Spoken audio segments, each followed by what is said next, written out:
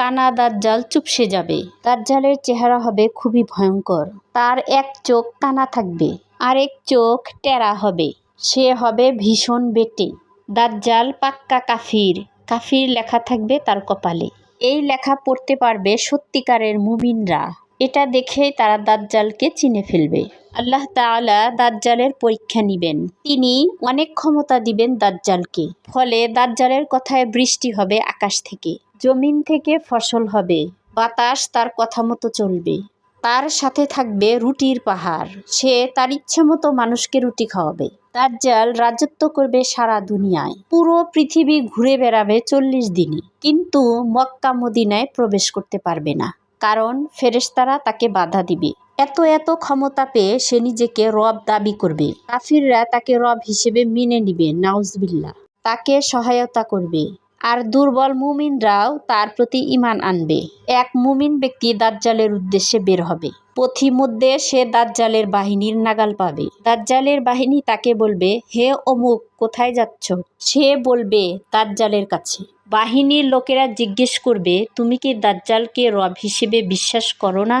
মুমিন ব্যক্তিটি বলবে, আমার রব হলেন আল্লাহ। দাজ্জালের বাহিনীর লোকটিকে হত্যা করতে চাইবে। তখন একজন বলে উঠবে, চলো আমরা তাকে দাজ্জালের কাছে নিয়ে যাই। অন্যরা ওই মুমিনকে দাজ্জালের কাছে নিয়ে যাবে। দাজ্জাল কঠিন শাস্তি দিবে তাকে, তার মুখ থেতলে দিবে। এরপর জিজ্ঞেস করবে, তুমি কি এখনো আমাকে রব হিসেবে মেনে নিবে না? মুমিন ব্যক্তি বলবে, আমি বিশ্বাস করি তুমি দাজ্জাল।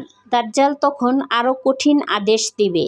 তার আদেশে মুমিন ব্যক্তিকে করাত দিয়ে কাটা হবে, কেটে 2 টুকরা করা হবে, নাউজুবিল্লাহ। দাজ্জাল তখন বলবে, হে অমুক, দাঁড়িয়ে যাও। তখন মুমিন ব্যক্তিটির দেহ জোড়া লেগে যাবে, সে জীবন ফিরে পাবে।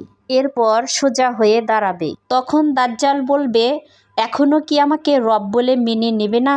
মুমিন ব্যক্তিটি বলবে, এবার আমার বিশ্বাস আরো দৃঢ় হয়েছে, তুমিই দাজ্জাল। এরপর মুমিন ব্যক্তিটি বলবে, হে লোক সকল, দাজ্জাল আর কারোই ক্ষতি করতে পারবে না। দাজ্জাল তখন খুব রেগে যাবে, রেগে মেগে জবাই করতে চাইবে তাকে, কিন্তু আল্লাহর হুকুমে দাজ্জাল তার কোনো ক্ষতি করতে পারবে না। এভাবেই দাজ্জালের দুর্বলতা প্রকাশ পেতে থাকবে মানুষের সামনে। বন্ধুরা, দাজ্জাল হলো সবচেয়ে বড় ফিতনা।